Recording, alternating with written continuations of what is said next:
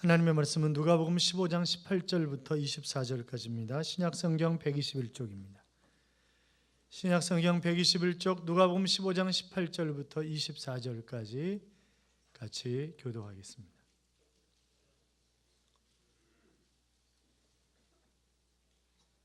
찾으셨으면 아멘. 제가 18절 읽습니다. 내가 일어나 아버지께 가서 이르기를 아버지 내가 하늘과 아버지께 죄를 지었사오니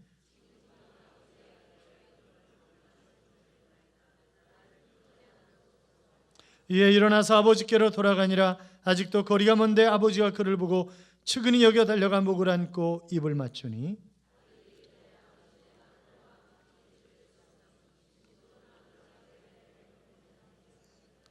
아버지는 종들에게 이르되 제일 좋은 옷을 내어다가 입히고 손에 가락지를 끼우고 발에 신을 신기라. 같이요. 이 내 아들은 죽었다가 다시 살아났으며 내가 잃었다가 다시 얻었노라 하니 그들이 즐거워하더라. 아멘. 같이 인사하실까요? 주의 이름으로 잘 될 것입니다. 더 잘 될 것입니다. 끝까지 잘 될 것입니다. 그러니까 인사할 때 마지막에 끝까지는 좀 힘을 줘가지고 끝까지 잘 될 거라고. 다시 인사하겠습니다. 다시 인사합니다. 주의 이름으로 잘 될 것입니다. 더 잘 될 것입니다. 끝까지 잘 될 것입니다. 할렐루야. 잘 되실 줄로 믿습니다. 미국의 해리스라고 하는 여론조사 기관이 미국인들을 대상으로 조사를 했어요. 인생에서 제일 중요한 것이 무엇이라고 생각하십니까? 라고 하는 그런 질문이었는데 여러분은 인생에서 제일 중요한 것이 뭐라고 생각하세요? 돈 그렇게 얘기하고 싶지만 속물이라고 그럴까 봐 차마 그렇게 대답하기는 좀 그러세요? 56%가 관계라고 하는 그런 대답을 했고 21%가 종교적 믿음이다 라고 대답을 했고 5%가 돈이라고 대답을 했습니다. 자, 그러니까 인생에서 제일 중요한 것이 돈이라고 대답한 사람보다 관계라고 대답한 사람이 10배도 더 넘는다는 얘기죠. 여러분, 하나님 안에서 하나님 쓰시는 거부가 되시기를 축원합니다. 우리가 돈도 많이 벌어야죠. 제가 1992년도로 기억되는데 92년 10월 28일인가 주님이 재림하신다 그래가지고 또 전 세계 뉴스거리가 됐던 때가 있어요. 그해 12월 달에 성지순례를 갔는데 33명인가 갔어요. 33명 갔는데 여자들이 돈을 어떻게 가지고 나왔는지 100불짜리 뭉탱이를 2뭉탱이 가지고 있는 여자도 있더라고요. 그러면서 요거밖에 안 가져왔어? 이러는 거예요. 그러면서 싹쓸이 쇼핑을 하는 거예요. 그냥 이쪽 건 다 냈고 이런 이쪽 건 다 냈고. 그러니까 비누 공장 가가지고 여기가 비누는 여기밖에 없다고 사회 진흙 비누가 여기밖에 없다고 그러니까 가이드가 거짓말 시킨 거였거든요. 여기밖에 없다고. 근데 이거 다 내 거라는 거예요. 갈릴리 호수 옆에 가니까 쌓여 있는 게 비누더라고요. 그리고 훨씬 더 싸더라고요. 야, 이 여자 그냥 그래서 이스라엘은 또 다이아몬드가 유명해요. 그러니까 다이아몬드도 몇 개씩 반지 사고 막 목걸이도 사고 막 그러더라고요. 공항에 들어오는데 제가 저는 상기 없으니까 제일 먼저 들어오는 거예요. 저는 그 비누 갈릴리 호수 옆에서 비누 사달라 그래도 더 싸게 사줬다고 비누 한 박스 얻은 것밖에 없거든요. 제일 먼저 들어오니까 그 공항에 있는 사람이 신분증 보더니 목사님이세요? 그래서 목사라고 그랬더니 그럼 뒤에 분들 다 일행이세요? 그래서 일행이라고 그랬더니 그럼 다 그냥 나가세요. 저 여자들 조사해야 되는데 그냥 나가라는 거예요. 그냥 나가라. 조사하라고 정말 그러고 싶더라고요. 여러분, 돈을 잘 벌어야 되지만 돈을 또 잘 써야 합니다. 그런데 돈보다 더 중요한 것이 바로 관계라고 하는 것입니다. 관계는 어느 사회에서나 공통된 핵심 주제죠. 사람들은 모두 연결하고자 하는 그런 갈망을 가지고 있습니다. 연구 결과에 의하면 건강한 관계를 맺고 살아가는 사람이 고립된 사람들보다 병에 걸렸을 때 치유의 속도가 훨씬 더 빠르다라고 하는 그런 통계가 있고 늘 좋아하는 사람과 더불어서 식사를 하는 사람들이 혼자 식사하는 사람보다 훨씬 더 건강하다 하는 그런 통계도 있습니다. 인생에 있어서 인간관계가 얼마나 중요한가라고 하는 것을 대변하고 있는 그런 모습입니다만, 인간관계에 문제가 생기면 정신적인 것은 물론이거니와 건강에 문제가 생기죠. 다양한 스트레스 요인들이 있지만 그 질병을 일으키는 스트레스 요인 가운데 가장 많은 요인이 바로 인간관계에서 오는 그런 스트레스입니다. 인간관계에 어려움이 생기면 영적으로도 문제가 생겨요. 그래서 베드로전서 3장 7절에 보시면 마누라에게 잘하라, 그렇지 않으면 내 기도가 막히리라. 상당히 못 믿겠다는 눈치인데 표 보세요. 베드로전서 3장 7절에 보시면 중간 이후에 마누라라고만 안 돼 있지, 마누라에게 잘하라는 거예요. 그게 거기 보면 남편들아 잘하라. 누구한테? 마누라한테. 잘못하면 내 기도가 막힌다. 하나님이 기도를 안 들으신다는 거예요. 그러니까 남자분들 잘 들으세요. 마누라한테 잘하지 않으면 하나님이 기도도 안 들으신다고요. 기도들은 하나님 뭐예요? 나하고 너하고 관계도 없어, 그런 얘기예요. 그러니까 아내와의 관계가 얼마나 중요한가라고 하는 것을 아주 잘 보여주는 그런 말이죠. 지금 가정에서 제일 중요한 관계가 깨지고 있습니다. 부모와 자식 간의 관계, 부부 간의 관계, 이런 게 깨지고 있다고요. 현재 정부가 추정하는 가출 청소년이 약 20만 명쯤 됩니다. 자, 그러면 가출 청소년 가운데 남자가 많을까요? 여자가 많을까요?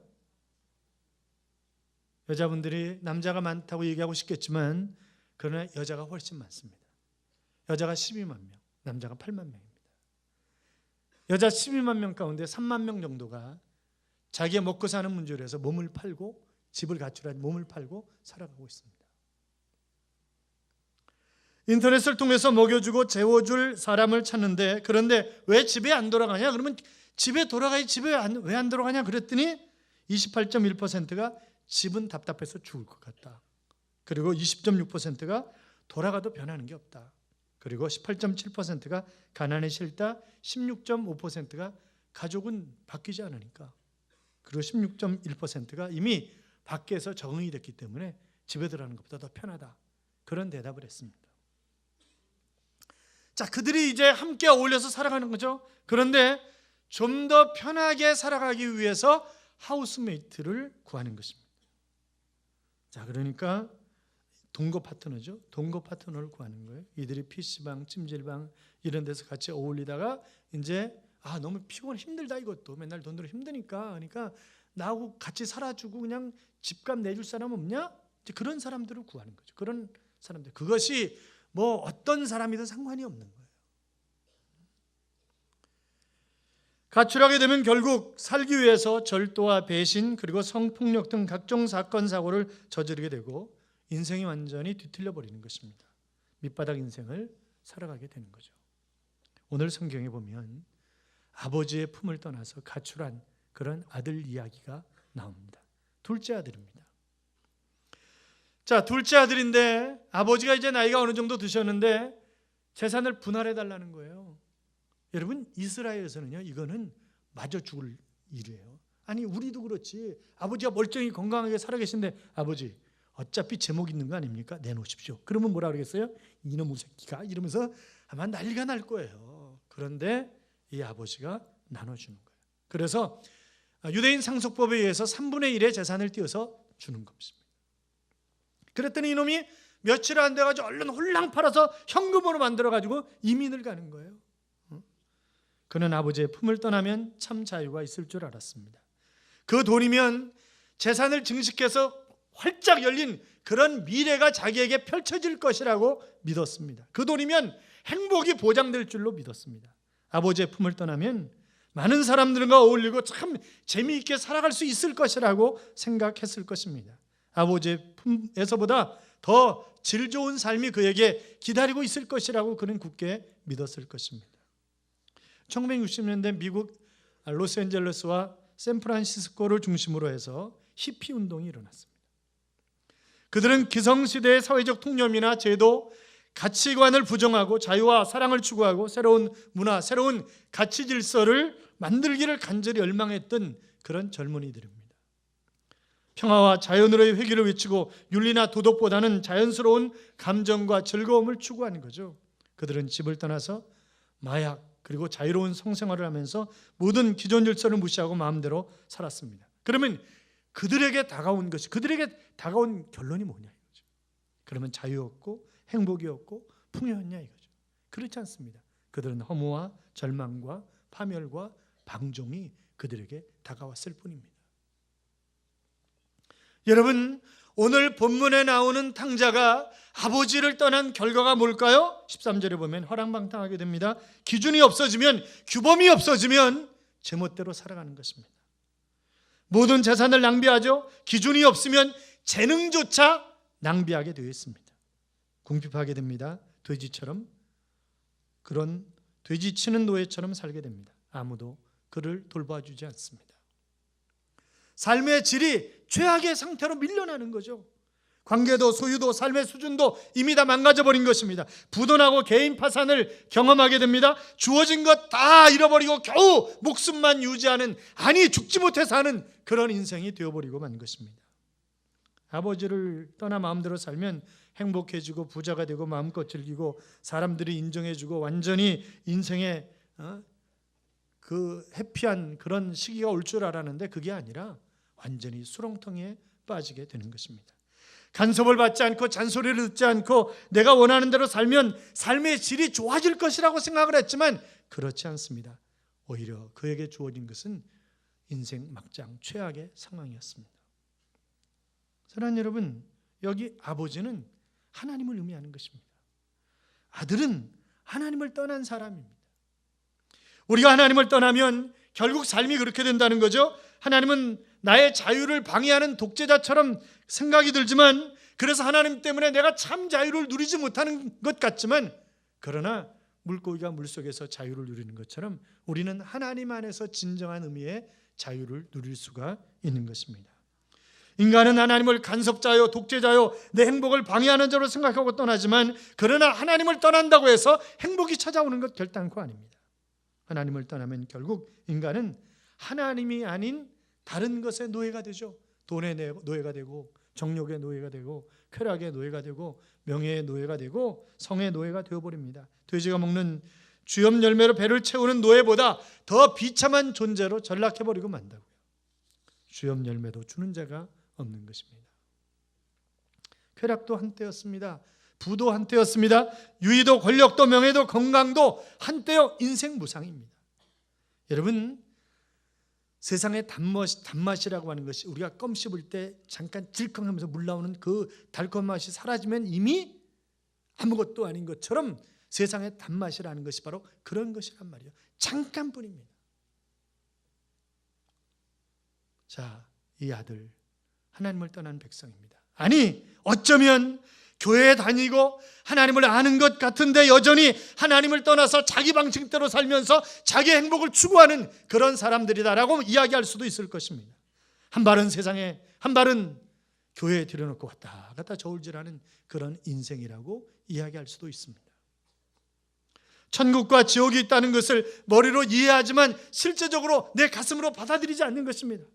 예수님의 십자가 부활을 알면서 교회 생활, 가정 생활, 직장 생활 다 다르게 하는 그런 삶을 살아가는 사람이 여기 바로 탕자입니다. 하나님을 떠난 인간이 어떻게 되었습니까? 여러분, 노아 때 보세요. 패역한 백성들, 하나님을 떠난 백성들에게 하나님은 40일 동안 홍수를, 물을 쏟아부어 가지고 인간을 쓸어버리셨습니다. 소돔과 고모라는 어떻습니까? 유황불로 다 태워버리셨습니다. 하나님을 배역하고 떠난 고라의 무리를 보세요. 하나님이 연병에 걸려서 전부 죽게 만드셨습니다. 하나님을 떠난 유대인들은 결국 그들과 그들의 후손이 AD 70년에 멸망을 가져오면서 110만 명이 죽었습니다. 제2차 세계대전 때는 600만 명이 히틀러에게 학살을 당했습니다. 하나님을 떠나면 자유가 있고, 하나님을 떠나면 행복이 있고, 하나님을 떠나면 쾌락이 있고, 하나님을 떠나면 부가 있을 것 같지만 절대 그렇지 않다고요. 여러분, 하나님을 떠난 나라가 어떻게 되는지 보자고요. 아니, 멀리 갈 필요 없이 우리나라를 보자고요. 여러분, 우리 남한 대한민국은 유엔에 등록된 120개 국가 중에서 경제 순위 119위였습니다. 맨 꽁치가 인도였어요. 유엔에 등록한 나라 가운데 제일 꼴찌 인도, 119위 대한민국. 북한 잘 살았습니다. 평양의 교회가 아름답게 세워지고 막 교회 부흥이 일어날 때 북한이 우리보다 훨씬 더 잘 살았어요. 그런데 지금 어떻습니까? 우리는 경제대국입니다. 그렇잖아요. 여러분 세계 여행을 가보세요. 우리나라 사람만큼 큰 집에 살고 우리나라 사람만큼 주머니에 현찰 많이 넣고 다니는 사람이 어디 있는가? 그래서 은행 터는 것보다 한국 사람 터는 게 더 낫다. 그런 얘기도 있다고요. 옷도 좋은 옷 입은 사람 다 한국 사람입니다. 폼 잡고 다니는 사람 다 한국 사람입니다. 객기 부리면서 팁 주는 사람 다 한국 사람입니다. 그렇잖아요. 다 한국 사람이라. 이북은 어떻냐고요? 그럼 이북은 거기에 자유가 있습니까? 거기에 평화가 있습니까? 그 사람들이 잘 삽니까? 아니요. 거지같이 삽니다. 거지같이 살면서 자존심만 있어가지고 그저 맨날 이상한 소리나 대고 내 나라 이러면서도 아주 뻔뻔스럽게 내 나라. 자식놈하고 똑같죠. 뭘 맡겨놨다고 내놓으라 그러고 내놓으면 지꺼 가지고 가는 것처럼 그러는 자식놈과 아주 똑같은 게 이북 아이들입니다. 그렇잖아요. 사랑하는 여러분, 도스토옙스키는 이런 얘기를 했습니다. 우리가 하나님을 떠날 때 우리는 하나님만 떠나는 것이 아니라 모든 것을 잃는다 하는 그런 이야기를 했습니다. 자, 그런데 오늘 본문 가운데 아주 중요한 것이 있어요. 영국에서 최고 유명했던 수상은 처칠입니다. 그가 영국에서 대인기를 얻고 있을 때 한 신문사에서 처칠이 유치원부터 대학까지 그를 가르쳤던 스승들을 전부 조사를 했습니다. 그리고 그 명단을 처칠에게 보내면서 수상께서 지금까지 수상을 가르쳐준 선생님 가운데 가장 영향을 받은, 나의 가장 수상에게 영향을 주신 그런 선생님이 누구십니까? 그랬더니 처칠이 답장을 보내면서 당신들은 가장 중요한 나의 스승을 한 사람 빼먹었습니다. 그분은 나의 어머니입니다. 내 평생에 그분만큼 나에게 큰 영향력을 주신 분은 없습니다. 라고 하는 그런 답장을 보냈다고 합니다. 여러분, 어머니가 중요합니다. 아내가 중요합니다. 자, 그런데 오늘 본문의 탕자는 어머니가 없습니다. 여러분 보세요. 본문을 가만히. 어머니 얘기가 없어요. 어머니가 없다고요. 가출한 사람이 집으로 돌아와야 하듯이 하나님을 떠난 인간은 따뜻한 하나님의 품으로 돌아와야 합니다. 여러분, 하나님이 어떤 분이십니까? 아들의 의견을 충분히 들어주시는 분이에요. 앞서 말씀드렸죠? 아니, 아버지가 멀쩡히 건강하게 살았는데 재산 나눠달라면 이건 돌로 아버지가 때를 죽여도 이스라엘에서는 전혀 죄가 아닙니다. 자, 그런데 나눠줍니다. 상속법에 따라서. 하나님은 우리와 소통하실 수 있는 하나님이십니다. 풍족하신 아버지십니다. 우리의 것을 빼앗는 그런 아버지가 아니라고요. 언제나 기다리시는 그런 아버지십니다. 기다리고 끝까지 기다리는. 그래서 늘 나가서 아들이 오늘은 돌아오는가 아침부터 저녁까지 기다리는 아버지가 바로 우리 하나님이십니다. 아들을 불쌍히 여기는 분이 바로 아버지잖아요. 그분이 하나님입니다. 그래서 이사야 49장 15절에 보시면 여인이 어찌 그 젖먹는 자식을 잊겠으며 자기에서 태어난 아들을 긍휼히 여기지 않겠느냐. 그들은 혹시 잊을지라도 나는 너를 잊지 아니하리라 하셨습니다. 사랑하는 여러분, 하나님은 우리를 잊지 않으십니다. 그분은 우리를 늘 용서하시고 회복시켜 주시는 하나님이십니다. 아들의 신분을 회복시켜 주죠. 제일 좋은 옷을 입혀 주시고 손에 가락지를 끼워 주고 발에 신을 신기는 아버지입니다. 그뿐만이 아니라 살찐 송아지를 잡아서 온 동네 잔치를 하는 분이 바로 아버지였습니다. 완전한 삶의 질을 회복시켜 주는 것입니다. 이것이 우리가 섬기는 하나님의 마음이고 하나님의 은혜와 사랑입니다. 여러분, 이 아들이 어떤 아들입니까?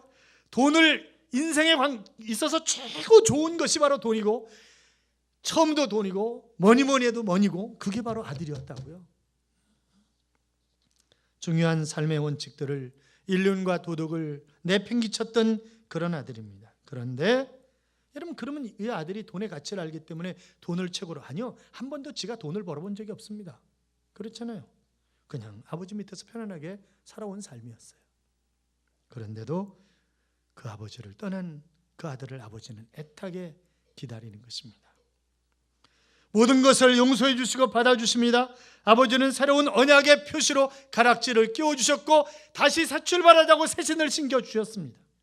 그것도 많은 사람 앞에서 잔치를 베풀면서 말입니다. 그러므로 내가 정말 회복하기를 원한다면 따뜻한 아버지인 하나님의 품으로 우리는 돌아가야 합니다. 보혈을 지나 하나님 품으로, 보혈을 지나 아버지 품으로, 보혈을 지나 하나님 품으로 한 걸음씩 나아가네.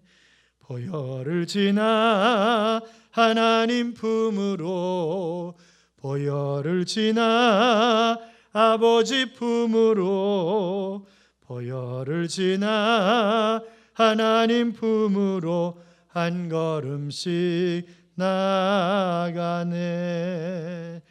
존귀한 주 보혈이 내 영을 새롭게 하시네.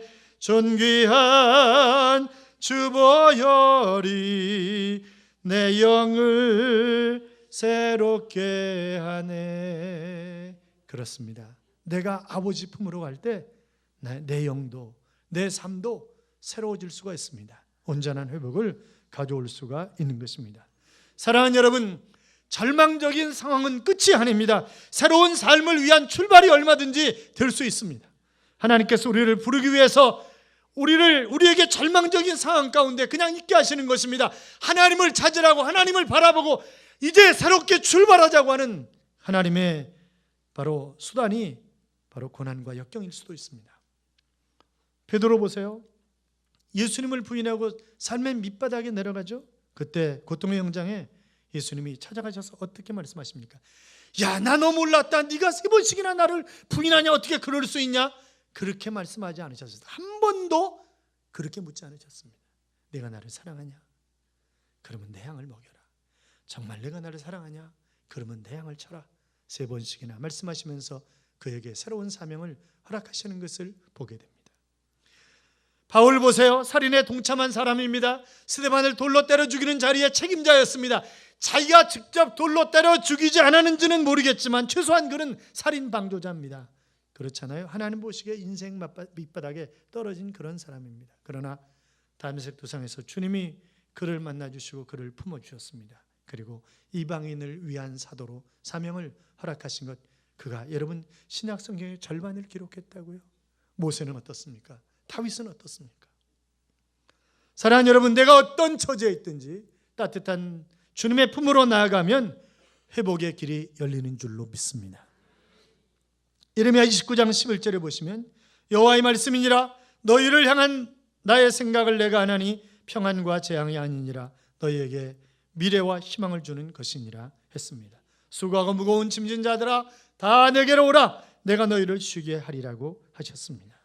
자, 그러면 우리가 어떻게 따뜻한 주님의 품으로 돌아갈 수 있습니까? 그것은 나의 비참한 형편을 인정해야 합니다.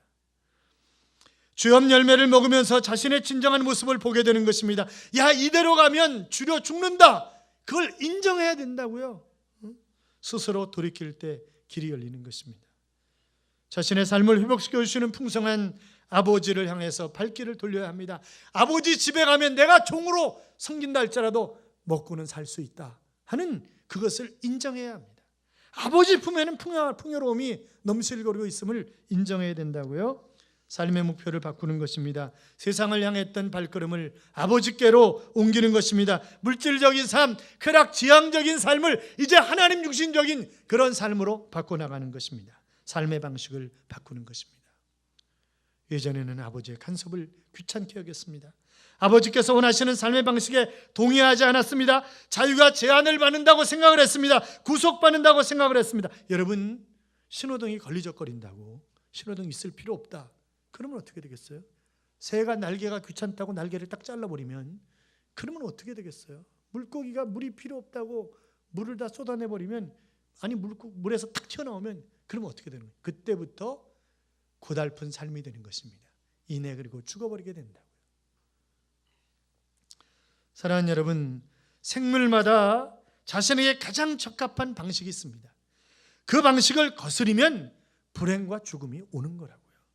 인생도 마찬가지입니다. 하나님이 참으로 우리에게 행복하게 살아갈 수 있는 방법을 허락하셨는데 그것은 주님 품으로 돌아와서 주님과 더불어 살아가는 것, 그것이 가장 행복한 삶이라고 말씀하시는 것입니다. 사랑하는 여러분, 우리는 회개해야 합니다. 아버지뿐만이 아니라 하늘의 하나님께 죄를 지었다고 고백하는 것입니다.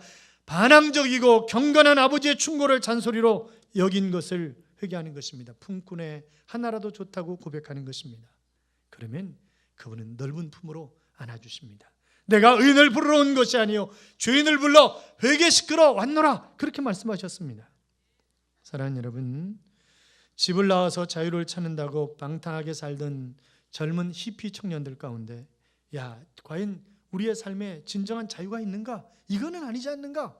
라고 하는 것을 깨닫고 그들이 진정한 자유를 찾아서 했던 운동이 바로 예수 운동입니다. 지저스 무브먼트입니다. 이 지저스 무브먼트를 통해서 술, 마약, 섹스에 찌들어 있던 젊은이들뿐만이 아니라 절대로 예수를 믿지 않은, 여러분 지금 이스라엘 백성들은 예수를 믿지 않습니다. 하나님만 믿습니다. 아직 메시아가 이 땅에 오지 않았다고 그들은 생각하고 있는 것입니다. 그건 전 세계에 있는 유대인들이 다 마찬가지죠. 그런데 미국에 있는 유대인들 가운데 지금 이미 그들이 이스라엘로 돌아가서 2만 명 정도가 바로 메시아닉 유대인입니다. 그러니까 예수를 믿는 유대인들이에요. 미국에는 수십만 명이 있습니다. 자, 이들이 회개하고 예수님 품으로 돌아와서 그들이 신앙생활을 할 때 기성교회가 그들을 받지 못하는 거예요. 머리는 길게 길렀죠. 아이 저놈들 술 마약하고 이랬던 놈들 아니야, 어떻게 교회가 받을 수 있겠어. 그래서 새롭게 생겨난 교회들이 갈보리 채플이라든지 윌로우 클리닉 교회라든지 세들백 교회라든지 이런 교회들이 새롭게 생겨나는 것이고 그 청년들이 들어와서 대형 교회를 이루게 된 것입니다. 후회와 회개는 다르죠. 회개는 잘못된 것에서 돌이켜서 따뜻한 하나님의 품으로 온전히 돌아오는 것이 회개입니다. 가룟 유다는 은 30에 예수님을 팔고 그것을 후회하면서 그 돈을 그 핏값으로 던지고 이랬지만 그러나 그가 회개한 적은 없습니다. 그렇기 때문에 그는 목매어 자살하는 것입니다. 그러나 베드로는 예수님을 3번씩이나 모른다고 부인했지만 그가 온전히 회개하고 주님 품으로 돌아왔을 때 그는 수제자로서 아름다운 그런 쓰임이 있었습니다. 에스겔 18장 30절 이하에서 성경은 이렇게 말씀하고 있습니다. 너희는 돌이켜 회개하고 모든 죄에서 떠날지어다. 그래야한즉 그것이 너희에게 죄악의 걸림돌이 되지 아니하리라. 너희는 너희가 범한 모든 죄악을 버리고 마음과 영을 새롭게 할지어다. 이스라엘 족속아, 너희가 어찌하여 죽고자 하느냐? 주 여호와의 말씀이니라. 죽을 자가 죽는 것도 내가 기뻐하지 아니하노니 너희는 스스로 돌이키고 살지니라. 그랬습니다. 돌이키면 살 길이 열린다는 거예요. 회개하면 살 길이 열린다고 하는 것입니다. 통에 자복했으면 이제 잘못된 길에서 완전히 돌아서서 하나님이 원하시는 길을 걸어가는 것입니다. 아버지께로 가는 것입니다. 사랑하는 여러분, 우리가 돌아갈 때 성질내는 사람이 있을 수 있어요. 그 집에도 있었잖아요. 큰아들이 저놈은 창기와 함께 아버지 재산을 다 말아먹은 놈이라고 이러고 막, 아버지는 아들이 돌아왔다고 너무 좋아하는데 형은 저 나쁜 놈이 돌아왔다고 막 남아있는 아버지 재산 저놈이 또 가져갈까 봐 그러는지는 몰라도 하여튼 펄쩍펄쩍 뛰고 막 욕을 하고 난리가 나죠.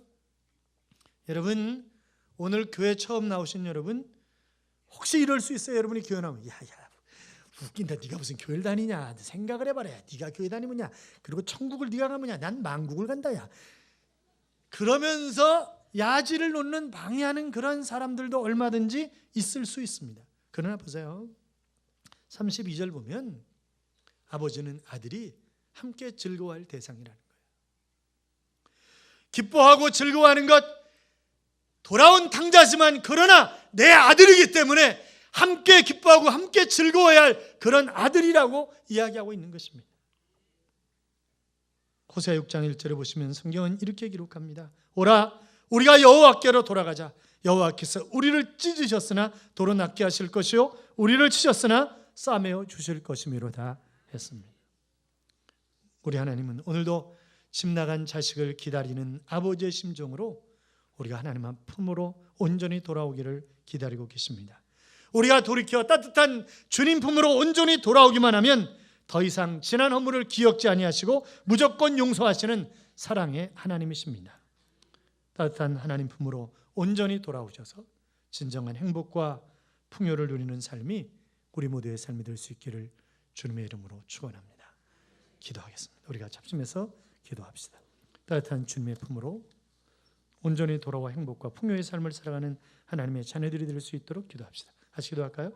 살아계신 하나님 아버지 감사합니다.